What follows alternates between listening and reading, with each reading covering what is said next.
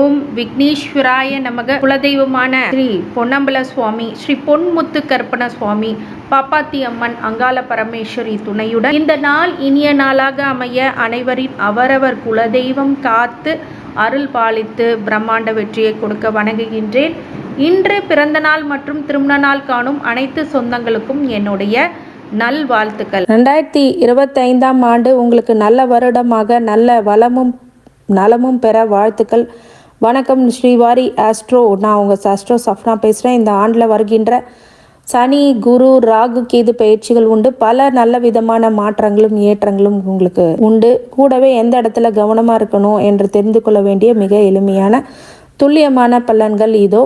அவரவர் ராசிக்கு ஏற்ப என்னென்ன விஷயங்கள் நடக்கப் போகிறது அப்படிங்கிறத பற்றி முழு விவரமான காணொளி. மிதுன ராசிக்காரங்க, இந்த ஆங்கில புத்தாண்டு உங்களுக்கு அனைவருக்கும் நல்ல பலன்கள் உண்டாகட்டும் என்று மங்களகரமான இந்த ஆண்டு உங்களுக்கு அமைய வாழ்த்துக்கள். அனைவருக்கும் இனிய ஆங்கில புத்தாண்டு நல்வாழ்த்துக்கள். மார்ச் 29 அந்த மாதிரி மே 14 மே 18 அப்படிங்கிற முக்கியமான பயிற்சிகள், அதாவது சனி, குரு, ராகு, கேது பயிற்சிகள் ஒரு ஆண்டு எடுத்துக்கிட்டிங்க அப்படின்னா இந்த 4 பயிற்சிகளும் கண்டிப்பாக உங்கள் வாழ்க்கையில் மிகப்பெரிய திருப்பங்களும் அதிர்வலைகளும் நல்ல மாற்றங்களும், எந்த இடத்துல விஷயங்களில் நீங்கள் ரொம்ப கவனமாக இருக்கணும், நல்லா வாழ்க்கை முறை மாற்றங்கள், பொருளாதார சிக்கல்கள், பொருளாதார நன்மைகள் அப்படிங்கிறது எல்லாமே உங்களுக்கு கிடைக்க போகிறது. இந்த மிதுன ராசிக்காரங்களுக்கு இந்த ஆண்டு 2025ஆம் ஆண்டு 12ஆம் இடத்துல இருந்த இந்த மறைவு குரு உங்களை படாத பாடு படுத்தினாலும், விரைய குருவாக இருந்தாலும், அடுத்தது ஜென்ம குருவாக மே 14க்கு பிறகு தன்னுடைய சஞ்சார நிலையை ஆரம்பிக்கிறார். மார்ச் 29 9ஆம் இடத்துல பாக்கிய சனியாக இருக்க பிறகு 10ஆம் இடத்து கர்ம சனியாக மாற்றம் கொடுக்க போகிறார். மே 18க்கு பிறகு ராகு கேது 10ஆம் இடத்துல ராகுவும் 4ஆம் இடத்துல கேதுவும் இருந்த அந்த சஞ்சார நிலை மே 18க்கு பிறகு 9ஆம் இடத்துலையும் 3ஆம் இடத்துலையும் தன்னுடைய சஞ்சார நிலையை ஆரம்பிக்கிறார். அதை வச்சு எப்படி பலன் இருக்கும் அப்படின்னா, இந்த குருவிலேருந்தே நம்ம ஆரம்பிப்போம். ஏன்னா நல்ல சுப கிரகம். இந்த 12ஆம் இடத்துல இருந்து குரு விரயத்தை சுப விரயமாகவும் கொடுத்துருக்கிறார். அதே மாதிரி உங்களை 5ஆம் பார்வையாக 4ஆம் இடத்தை பார்க்கும்போது வீடு, மனை, வாசல் அப்படிங்கிறது கண்டிப்பாக அமைஞ்சிருக்கும். நிறைய பேர்த்துக்கு, மோஸ்ட் ஆஃப் த மெம்பர்ஸ்க்கு அமைஞ்சிருக்கும். 12ஆம் இடத்துலேருந்து 7ஆம் பறவையாக 6ஆம் இடத்தை பார்க்கும்போது மறைமுக நோய், அதுலேருந்து இப்போது கொஞ்சம் விடுபடுவீர்கள். அது உங்களுக்கு பிரச்சனை இல்லாமல் இருக்கும், கட்டுப்பாட்டுக்குள்ளே இருக்கும். எதிரிகள், கடன்கள் அப்படிங்கிறதுலாம் உங்கள் கட்டுப்பாட்டுக்குள்ளே இருக்கும். 12ஆம் இடத்துலேருந்து 9ஆம் பார்வையாக 8ஆம் இடத்தை பார்க்கும்போது ஏற்கனவே மன குமரர்கள், சஞ்சலங்கள், மன கஷ்டங்கள் அப்படிங்கிறதெல்லாம் ஏற்பட்டிருக்கும். ஆனாலும் அந்த இடத்துல பார்க்கும்போது உங்கள் மீது ஆதரவு அப்படிங்கிறது தான் அனைவரிடமும் அதிகரிக்கக்கூடியதாக கண்டிப்பாக இருக்கும். மிதுன ராசிக்காரங்களுக்கு இந்த 8ஆம் இடத்து பார்வை அப்படிங்கிறது குரு உங்களுக்கு நல்ல பலனை கண்டிப்பாக கொடுப்பார். உங்களுக்கு குரு அப்படிங்கிறவர் ரொம்ப நன்மையை கொடுப்பாரா அப்படின்னு கேட்டிங்கன்னா, இந்த 12ஆம் இடத்து குரு பெரிய நன்மைகள் பார்க்குற இடத்துல உங்களுக்கு கொடுத்துருந்தார். போன வருஷம் நல்ல வீடு, மனை, நோய் எதிரி, கடன், அப்புறம் கொடுக்கல் வாங்கல், இதெல்லாம் திருப்தியாக இருந்தது. மே 14க்கு பிறகு இதை என்ன பண்ண போகிறோம், ரொம்ப சங்கடமாக இருக்கே, ஜென்மகுரு வனவாசம் ஆச்சே அப்படிலாம் பயப்பட தேவையில்லை. ஆனால் பார்க்குற இடம் பொறுத்தே உங்களுக்கு பலன் அதிகரிக்கும். 5, 7, 9ன்ற சுபிட்ச பார்வை இருக்குது. இல்லை ஜென்மத்திலே குரு உட்காந்து ஒரு மன உளைச்சலும் மனத்தாங்கலையும் கொடுத்தா கூட அது பார்க்குற இடம் உங்களுக்கு குழந்தைகள் இல்லை அப்படின்னா குழந்தை பிறக்கும். திருமணம் ஆகாத இருக்கிறவங்களுக்கு திருமணம் நடைபெற்றே ஆகும். 9ஆம் இடத்துல பார்க்கும்போது கண்டிப்பாக சுபிட்சமான நல்ல பலன்கள். பாக்கியஸ்தானத்தை பார்க்குறது அப்படிங்கிறது வெளிநாடு, வெளியூர் செல்லக்கூடிய நிலை, நல்ல ஒரு மாற்றம் அப்படிங்கிறதெல்லாம் ஏற்படும். பூர்வ புண்ணியத்தில் உங்கள் பாவ புண்ணியத்துக்கு ஏற்ப அந்த பலனை குரு கொடுப்பார். நிறைய பண வசதி, பொருளாதாரம் அப்படிங்கிறது ஏற்றமாக இருக்கும். அடுத்தது சனி. இந்த சனி பயிற்சி 9ஆம் இடத்துலேருந்து 3, 7, 10 பார்வையில் 9ஆம் இடத்துலேருந்து 11ஆம் இடத்தை பார்க்கும்போது அந்த இடத்துல இதுவரை மார்ச் 29 வரைக்கும் 9ஆம் இடத்துல பார்வை பார்க்குற இடத்துலலாம் கவனமாக இருக்கணும், லாபத்தில் கவனமாக இருக்கணும்.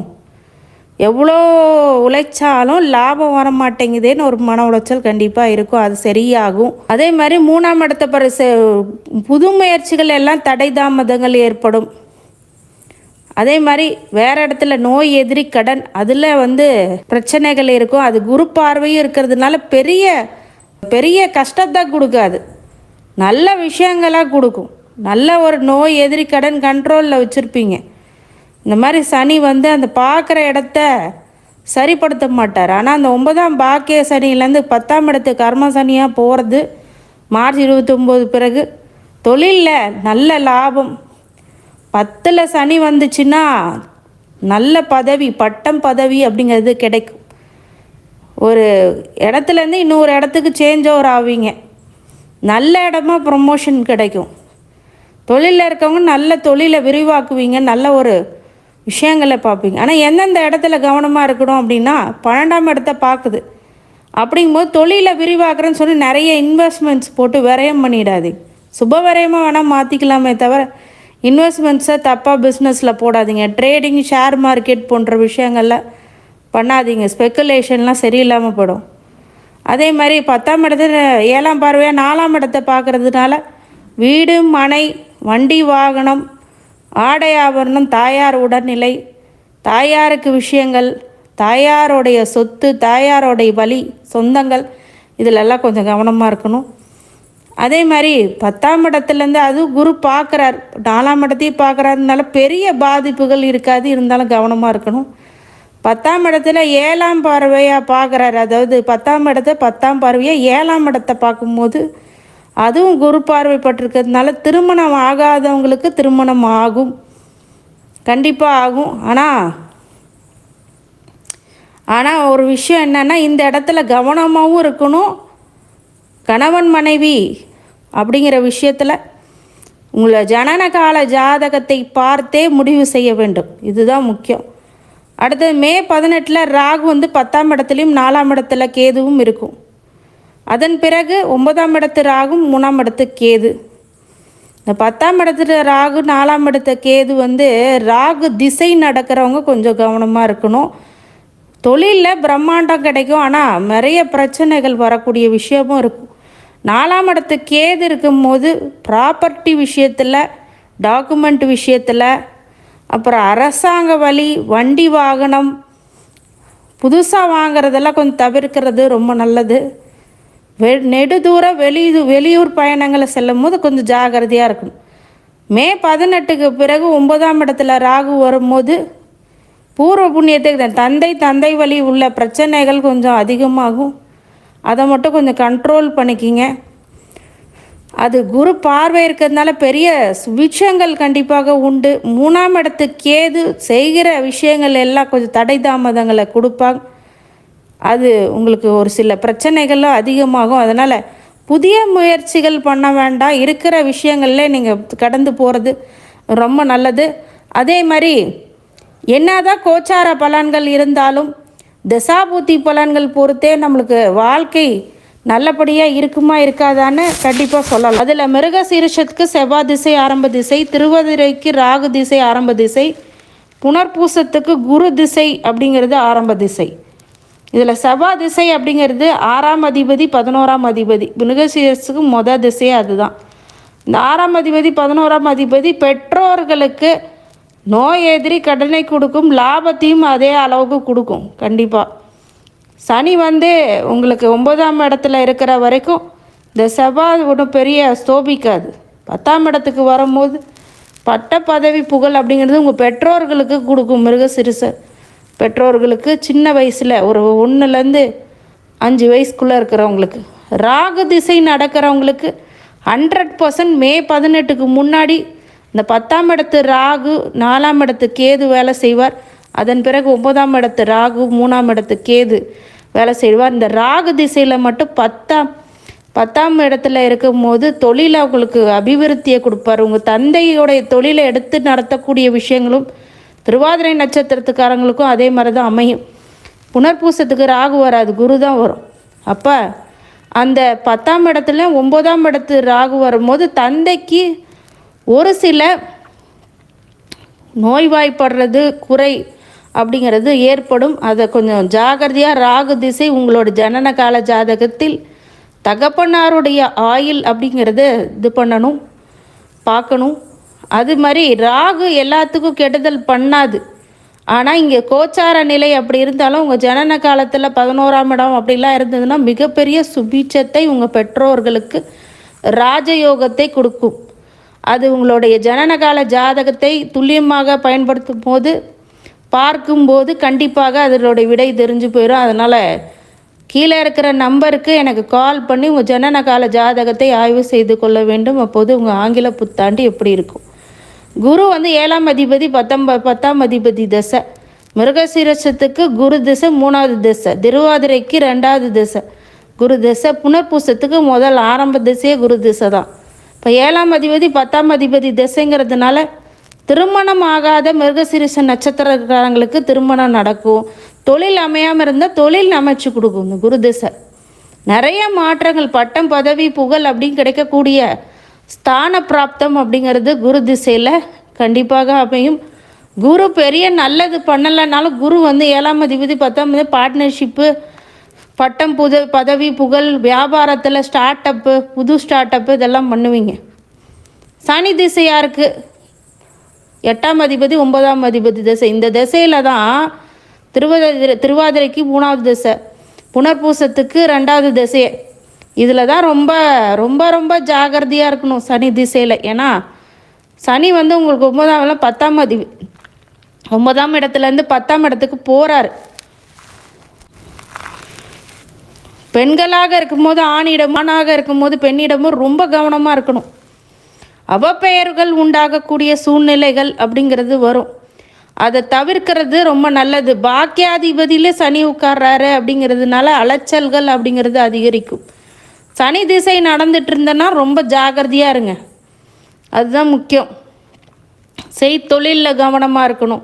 பாக்கியாதிபதியும் அவரே, 8ஆமாதிபதியும் அவரே அப்படிங்கும்போது ரொம்ப வண்டி வாகனத்தில் கொடுக்கல் வாங்கல எல்லாத்துலேயுமே கவனமாக இருக்கக்கூடிய விஷயங்கள். வீட்டில் பெரியவங்க இருந்தால் கலந்து ஆலோசித்து முடிவெடுக்கிறது. துறை சார்ந்த நிபுணர்கள்கிட்ட கண்டிப்பாக ஆலோசித்து பயன்பட வேண்டும். புதன் திசை 1ஆம் அதிபதி 4ஆம் அதிபதி, இது ஒரு சுபிட்சமான புதன் திசை. உங்களுடைய புதன் அப்படிங்கிறது ராசியாதிபதி அனு லக்னமாக இருந்தால் லக்னாதிபதி, 4ஆம் அதிபதியும் இவரே அப்படின்னா வீடு வாகனம், வண்டி வாகனம், ஆடை ஆபரணங்கள், நல்ல விஷயங்கள் நடந்தேறக்கூடிய விஷயங்கள் அமையும். அனைத்து வகையிலுமே உங்களுக்கு தொழிலில், உத்தியோகத்தில், பெண்களுக்கு, மாணவர்களுக்கு நல்ல காலம் அப்படின்னு சொல்ல அந்த புதன் திசை இருக்கிறவங்களுக்கு. கேது பார்த்திங்கன்னா நல்லது பண்ணுமானா 4ஆம் இடத்து மே 18 வரைக்கும் வண்டி வாகனத்தில் ரொம்ப கவனமாக இருக்கணும். அதுக்கப்புறம் புது முயற்சிகள், அப்புறம் ஃப்ரெண்ட்ஸு, இந்த மாதிரி விஷயங்கள்லாம் கொஞ்சம் கவனமாக இருக்கணும் கேது திசையில். கேது மட்டும் குரு பார்வை இருந்ததுன்னா உங்கள் ஜனன கால ஜாதகத்தில் நல்ல ஆன்மீக சுற்றுலா, ஆன்மீக பயணங்கள், உங்களுக்கு நிறைய பெரியவங்க பெரிய ஆளுன்னு சொல்லிட்டு ஒரு பட்டம் பதவி அப்படிங்கிறதெல்லாம் கொடுப்பாங்க. பெரிய கோயில்களில் ட்ரஸ்ட்டு மாதிரி எடுத்து பண்ணுவீங்க. சுக்கிர திசை 5ஆம் அதிபதியும் அவரே, 12ஆம் அதிபதியும் அவரே. அப்போ குழந்தைங்கள்னால் பெருமை அடையக்கூடிய, குழந்தைங்களால் பெனிஃபிட்ஸ் அனுபவக்கூடிய விஷயங்களும் சுக்கிர திசை. பொருளாதாரம், அப்புறம் நிறைந்த செல்வம், சொத்து சுகங்கள், பிரயாணம் பண்ணுற வெளிநாடு பிரயாணங்கள், யூஎஸ்லேருந்து இங்கே இந்தியாவுக்கு வருவீங்க, இந்தியாவிலேருந்து யூஎஸ் போவீங்க, அந்த மாதிரிலாம் சுக்கிர திசையிலலாம் நடக்கும். நடிப்பு துறைகளில் இருக்கவங்க பிரகாசிப்பாங்க இந்த சுக்கிர திசையில். திருவாதிரைக்கும் சுக்கிர திசை வரும், புனர்பூசத்துக்கும் சுக்கிர திசை வரும். இந்த திசைகளில் விரயமும் அதிகமாகும், அதையும் நீங்கள் கவனிக்கணும். சூரிய திசை 3ஆம் அதிபதி திசை. இது ஒன்றும் பெரிய சோபிக்க முடியாது, ஆனாலும் அரசாங்கத்துறையில் கொஞ்சம் கவனமாக இருக்கும். அரசு வழி விஷயங்களில் ரொம்ப கவனமாக இருக்கணும். தந்தையாருடைய உடல்நிலை அப்படிங்கிறது பாதிப்படையக்கூடியதாக இருக்கும், அதனால் கொஞ்சம் பார்த்துருக்கணும். சந்திர திசை 2ஆம் அதிபதி திசை. இந்த திசையில் கண்டிப்பாக தன குடும்ப வாக்கு அப்படிங்கிறது ரொம்ப நன்மை கொடுக்கக்கூடியதாக கண்டிப்பாக உருவாகும். பொதுவாகவே இந்த நியூ இயர் உங்களுக்கு எப்படி இருக்கும் அப்படின்னு கேட்டிங்க அப்படின்னா, என்னை கேட்டால் மார்ச் 29 வரைக்கும் உங்களுக்கு அதிகமான சுபீட்சம் அப்படிங்கிறது இருக்குது. சனி உங்களுக்கு ஃபேவராக இருக்கார்.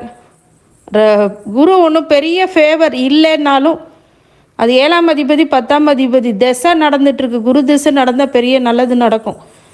ஆனால் ஜென்ம சனி ஜென்ம குரு வந்து கொஞ்சம் பாதகம்தான், மைனஸ். இருந்தாலும் பெரிய பாதிப்புகள் இருக்க பார்க்குற பார்வையின் பலன் அதிகமாக இருக்கிறதுனால நல்ல பலன்கள் ஏற்படும். ராகு கேது பெரிய பாதிப்புகள் இல்லை. பொதுவாகவே இந்த குரு மட்டும்தான் கொஞ்சம் மைனஸில் இருக்கார், மற்றபடி நல்லா இருக்கும். மார்ச் ஏப்ரலுக்கு அப்புறம் எல்லாத்துக்கும் நன்மை பலன்கள் கண்டிப்பாக. செகண்ட் ஹாஃபில் 3/4 குவார்ட்டர் 3/4 உங்களுக்கு வாழ்க்கை நல்லாயிருக்கும். அதாவது 75% உங்களுக்கு நன்மை இந்த ஆங்கில புத்தாண்டுகள் நல்லா இருக்கும். பழைய நிலை அப்படிங்கிறது வராது. குருவிட்ட மட்டும் தட்சிணாமூர்த்திக்கு வழிபாடு பண்ணுறது வியாழக்கிழமை நல்ல பலன்களை கொடுத்துரும். கண்டிப்பாக மிதுன ராசிக்காரங்க புதன்கிழமை புதன் கோயிலில் பெருமாள் வழிபாடு பண்ணுறதும் குலதெய்வ வழிபாடை விடாமல் பிடிச்சி செய்கிறதும் திதி கொடுக்கறதும் கண்டிப்பாக வாழ்க்கையில் மிகப்பெரிய வெற்றி அப்படிங்கிறது கண்டிப்பாக உண்டாகும். இது கோச்சாரம் மற்றும் தசாபுத்தி பலன்கள் பரிகார வழிபாடுகள் உங்களுக்கு சொல்லியிருக்கேன்.